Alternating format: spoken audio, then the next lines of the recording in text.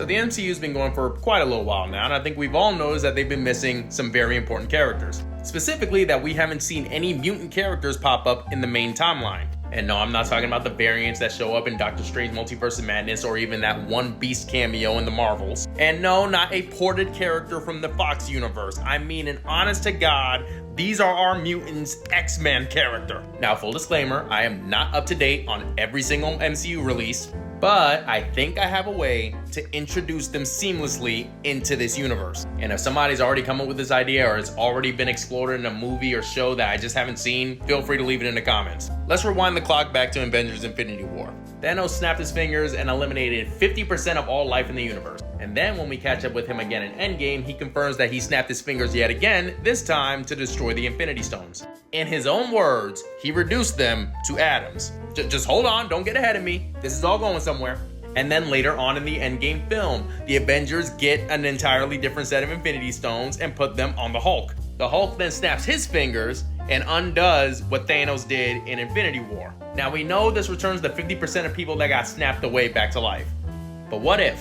What if when the Hulk snapped his fingers, he didn't just bring back people?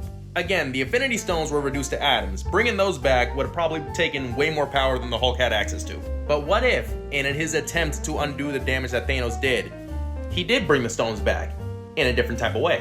What if the billions upon billions of atoms formerly known as the Infinity Stones found their way back, mixed in with the billions upon billions of atoms of the people that were snapped away? I know y'all see it. I know y'all see the vision. The atoms of the Infinity Stones being merged with random people would essentially make them the children of the atom. Wait, hold up. I'm not done cooking yet. The Infinity Stones and the snap or the blip, whatever you want to call it, already carries a natural aversion and fear for people who survived or went through it. So if scientists were to discover that there are people out there with powers that come from the Infinity Stones, the general public will now have a reason to hate and fear them. Because 5 little rocks wrecked their entire world, so now you're telling me millions of these people exist? And because the Infinity Stones are so versatile, it could be the reason for a wide variety of mutant powers. Professor X and Jean Grey, remnants of the Mind Gem. In the comics, Cyclops' eye beams come from a different dimension, so that's just the Power Stone mixed in with the Space Stone. So now random people are just waking up with these godlike powers, and the average person